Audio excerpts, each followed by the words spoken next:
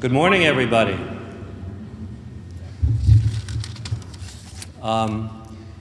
As you know, we are very fortunate to have here today with us the chairman of the Energy and Natural Resources Committee, Senator Bingaman. And thank you all for coming to this NDN-sponsored event where we're going to hear about the chairman's thoughts on a number of issues, including, I understand, climate change. I just want to say a few words about NDN and the NDN Green Project, which is engaged in these issues. Many of you are probably already familiar with NDN. We are a progressive advocacy organization and think tank which works on a variety of issues, including globalization, green issues, the immigration issue, and a number of other things which are currently affecting our nation. The Green Project, which I direct, is a relatively new NDN project. And our premise is that essentially the US and the world are entering a new phase of energy which is going to transition from a carbon economy to a post-carbon economy.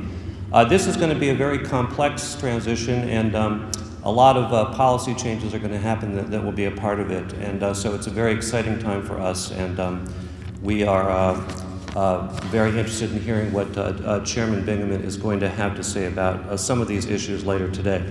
So let me also say this is a very kind of fortuitous day for this discussion, because the G8, as you probably saw in the papers today, has finally committed, or I should say the US has joined the G8 in committing to meaningful CO2 emissions by 2050.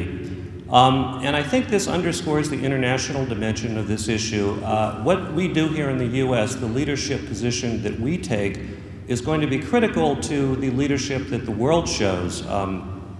And of course, the Copenhagen meeting at the end of next year creates kind of a timeline here. If the US can get our act together next year and perhaps pass climate change legislation, we will go into the Copenhagen process with a real sort of position that we can then roll out, hopefully get the world to embrace. So that's kind of creates a timeline on this issue.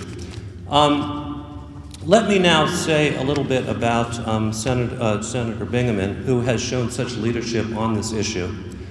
He is, of course, the chairman of the Energy and Natural Resources Committee. He has been a leader on climate change for a number of years. He proposed legislation with Senator Specter on this issue. He has held hearings on it. And so going forward, we would expect him to continue his leadership on this issue.